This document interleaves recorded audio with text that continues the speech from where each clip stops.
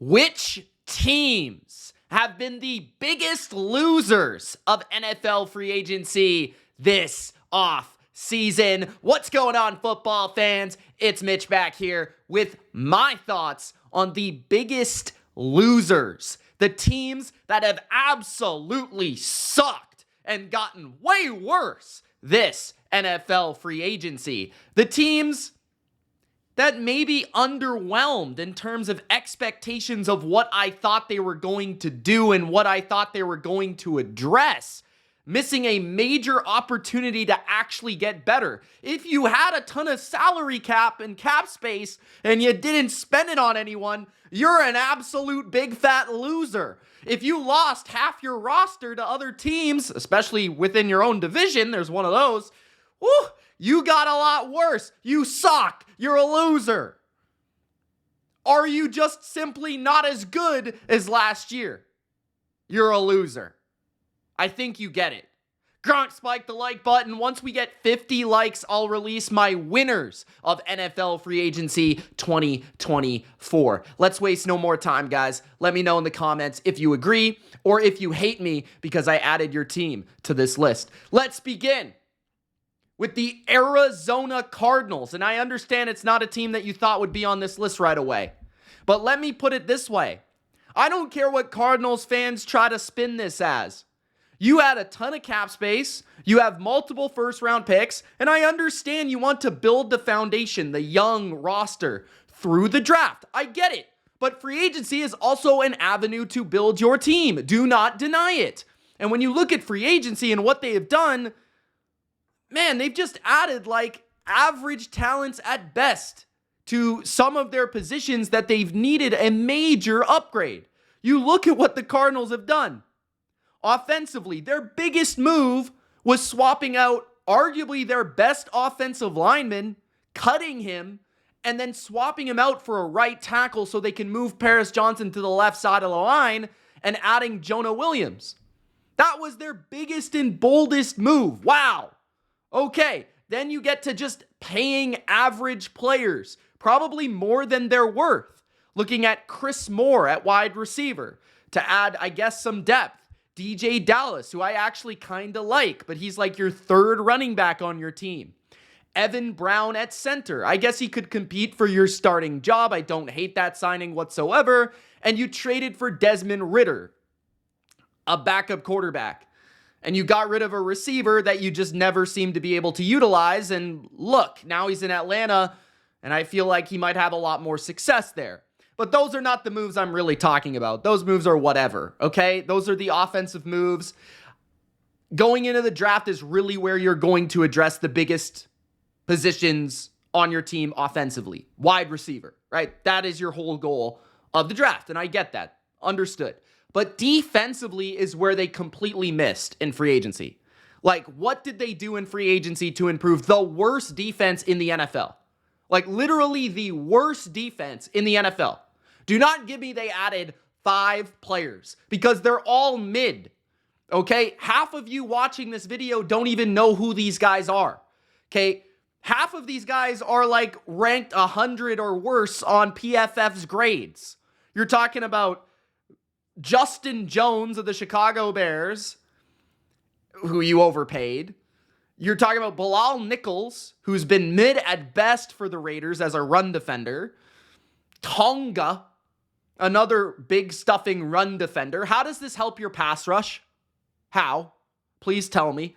Then you add Sean Murphy-Bunting, who I like, but he's like more of a number 3 corner than a number 2 or a number 1, and now he's set to be a true starter and maybe even your best corner on the team right now, and that's a problem.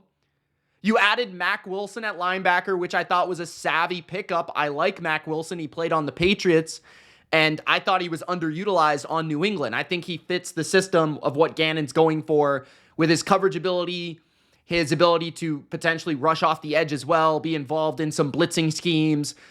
But man, you just completely missed and completely whiffed on free agency. You did not get a starting caliber receiver.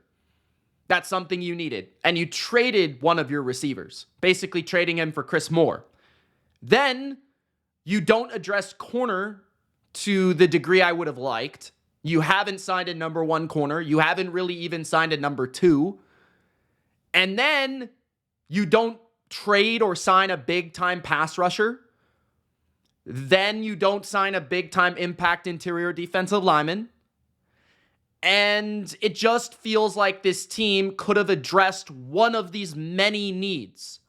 Like, I would have rather you went for like 3 names in free agency, but you paid a good, legit pass rusher, a good, legit corner, a good, legit defensive lineman, instead of just spending a bunch of money on some guys that are completely average, if not worse. And you overpaid for these players. Like, you can find those guys in the draft. You can't find a marquee pass rushing talent in the draft. I wish the Cardinals would have taken this offseason more seriously, because I really look at their draft, the capital they have, the quarterback they have, some of the pieces they already have, and I'm like, yeah, sure, maybe you're 2 or 3 years away from being like back in contender status, but you're like a good offseason away from being like kind of an interesting wild card team. But I think they gave themselves absolutely no chance of doing so this offseason with this absolutely underwhelming free agency period. So that is the first loser of free agency. The second loser is quite simple. The Baltimore Ravens. They are a lot worse than they were as the number 1 seed of the AFC in the regular season. You can just go through the names offensively and defensively that they have lost. Let's go position by position. At wide receiver, they have lost Odell Beckham Jr., who was at times their number 2 receiver, at times their number 3 receiver, but he was in the mix and he was playing. Devin Duvernay, who is a great returner, as well as a good depth receiver. Left guard, Kevin Zeitler, a very solid player for them for the last couple of years. John Simpson, who got nice money from the Jets as your starting right guard. Morgan Moses, your starting right tackle, who was pretty solid the last 2 years for you. So you lost 3 offensive linemen, a starting receiver, and a good special team returner on offense. Sure, woo, yeah, oh my goodness. You signed the King Derrick Henry. You ran the ball, 5 times in the AFC Championship? You better address that. You better run the ball, or else I'm going to throw a fit on the channel the next time you play the Chiefs. You added Josh Jones. What a big name at offensive line. Wow, incredible. Now let's flip to the defensive side of the football. Kyle Van Noy and Jadeveon Clowney, 2 of your really underrated, unsung heroes on the edge of your defense last year under Mike McDonald and his scheme, who is also gone, by the way. I'm not including that, but he's also gone, by the way. Those 2 guys have not been signed yet and don't appear to be coming back at this point. Geno Stone is gone. And where did he go? To the Bengals. L. Okay, who else is gone? Patrick Queen? Oh, where did he go? To the Steelers? L. Who else is gone? Oh, Ronald Darby. He went to the Jags, another AFC team. Fat L. The Ravens are just taking L's. Big, fat loser. The Ravens. You had your opportunity last year to win the Super Bowl. You absolutely whiffed on that, and you've whiffed on free agency. Next up, the Dallas Cowboys. You and I and everyone watching this video knew who was coming next. The Dallas Cowboys. This team is nowhere near as talented as they were last year. And the Cowboys, I believe, are entering a reset season for their franchise due to what happened this offseason. Tyron Smith, all-timer, Hall of Famer, franchise player, left tackle, Tyron Smith, gone. See ya in New York. I'll see you watching them play this season with Aaron Rodgers, protected Aaron Rodgers.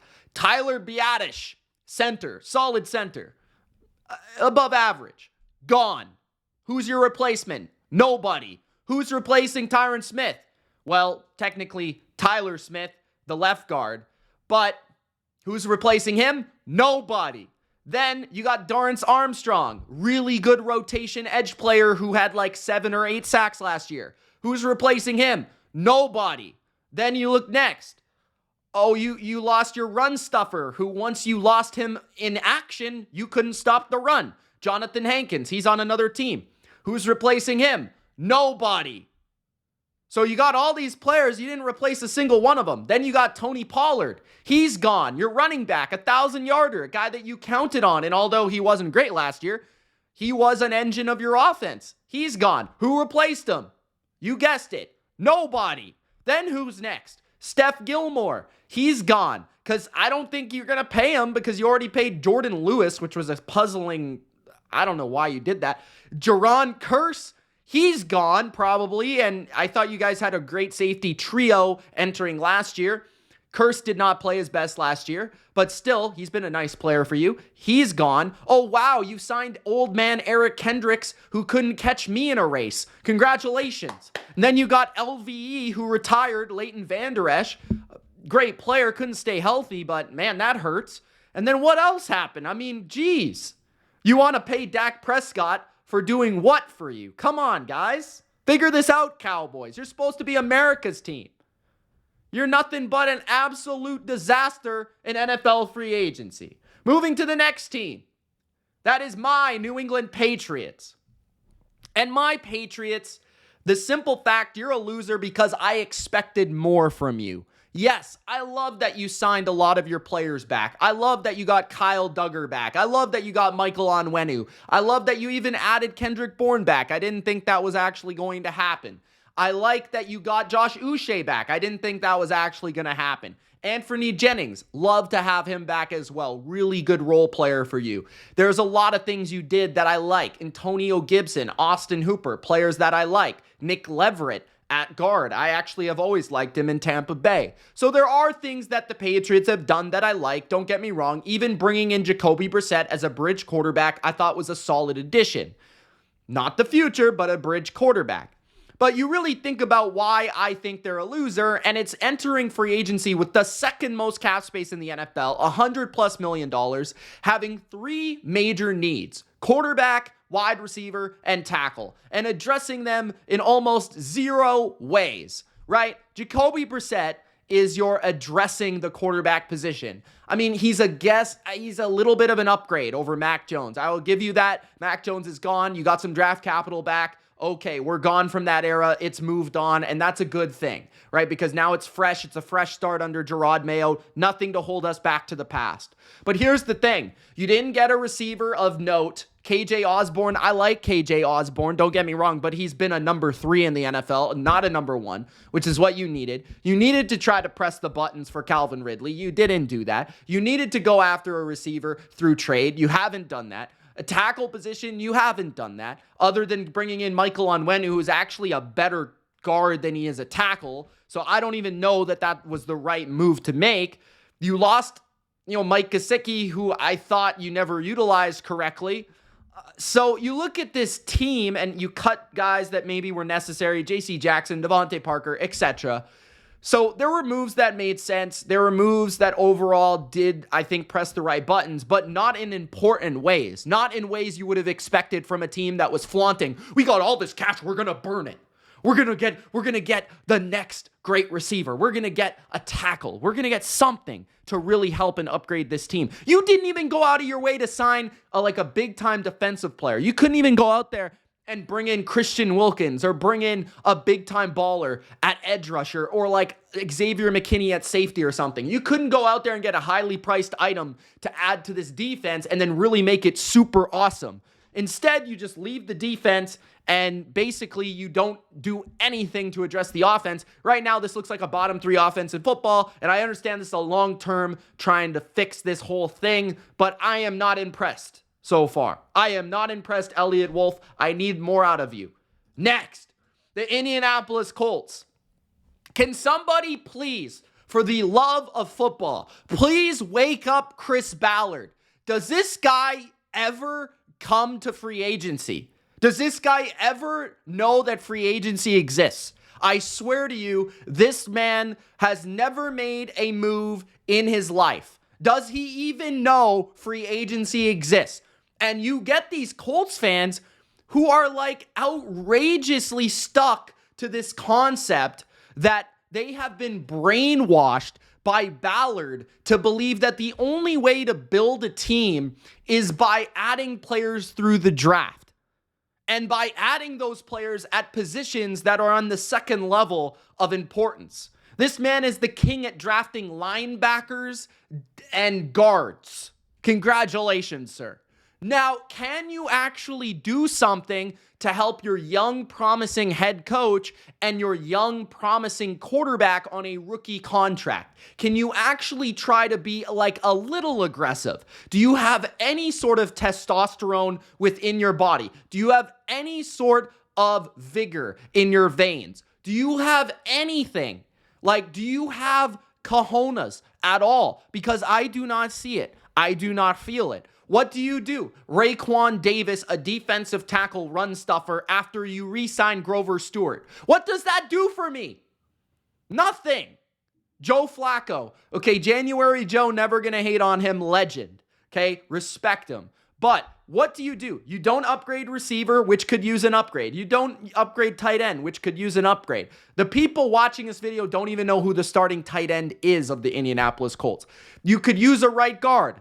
Don't do that. You could use corners. Oh my goodness, could you use corners? You could use safeties, and you won't even sign the one that's actually good for you, Julian Blackmon. He's visiting all these other teams, and it feels like you don't want him back. I don't know why. Can you guys, like, do something? Like, hello, McFly, wake up, okay? And the final loser of NFL free agency is the Miami Dolphins. Miami Dolphins. We had one promising season, now we suck again. The Miami Dolphins really have they've tried. I'll give them credit for trying. I'll give them credit for actually putting forth an effort of trying to salvage this, but this is almost like, I feel bad for them because it feels like last year was their only year that they actually had a really, really good chance with a really, really good roster. But unfortunately for them, they convinced themselves that Tua is the next coming of Dan Marino, and Tua just like shriveled up into a ball every time he played a good defense. So did they already miss their window is a question. But my problem with Miami is that their line of scrimmage is so much worse. Their offensive and defensive lines are way worse than last year. Robert Hunt, their best, most consistent guard and lineman in general, is gone. He signed with Carolina for $100 million, which was probably an overpay, but regardless, he's gone. Connor Williams is probably going to have to retire, unfortunately for that young man, but he was really good for you. I mean, those are two of your best linemen that you had last year, and they're both gone for different reasons. So your offensive line is a mess. You're counting on Teron Armstead to stay healthy for more than 9 games. Good luck. Isaiah Wynn to actually be good, which is something that never happens. So good luck with that. Then you have the defensive line where Christian Wilkins, one of the 10 best players at his position, has decided to leave to Las Vegas. Then you have Raekwon Davis, who I just ripped on Indianapolis, but he was like your second best defensive lineman, at least in terms of run stuff and run support. So your run defense is just horrible right now. Like, you try to replace these guys with mid to like below average players on the defensive line. I'm not impressed whatsoever. You lose your most underrated defender in Andrew Van Ginkel to Brian Flores and the Minnesota Vikings. You've got Tyreek Hill just constantly doing stupid crap off the field that's getting himself in trouble. You've got Jonnu Smith, a walking meme at tight end. You've got Xavier Howard leaving and getting cut for Kendall Fuller. Okay, that was actually a nice move. I'm not going to lie about that one. You got Jordan Poyer in for Brandon Jones. You got a lot older and a lot slower there, but maybe you'll be fine for a season or two. I like the linebacker additions, I guess. Like, Jordan Brooks has upside. I think he's a good player, a good athlete. I think that Anthony Walker's been a solid player for a number of years. But these are both guys that have injury histories. And what have I been saying for the last like 2 to 3 to 4 to 5 to 8 to 10 years? Miami just signs guys that are always friggin' hurt. Why do you keep signing people that are always in a walking boot? You already have Jalen Waddle, who gets hurt every 2 drives. Can we stop with the guys that are always getting hurt? Maybe value some health every once in a while. And my guy Jerome Baker is also gone, which doesn't help your case. I mean, Neville Gallimore is not going to save the day, people. He's not going to save the day. Jonathan Harris is not going to save the day. So You might think that the Miami Dolphins have made some nice, savvy moves with Shaq Barrett and Kendall Fuller and stuff. And I would agree that I even like the Jonnu Smith move. Like, there are certain things they've done that I don't mind. But at the end of the day, this team is way worse on the D-line, way worse on the O-line. In my opinion, they are not as good as the Jets on paper. And they've got a quarterback that they're going to count on to win games that I just don't think is capable of it. And they've just put themselves into a corner to have to pay that guy. So congratulations, your future looks bleak. And that is it for the losers of NFL free agency. It's Mitch of The Bottom Line View. Thank you for watching. 50 likes, I will release the winners of free agency. Peace, guys.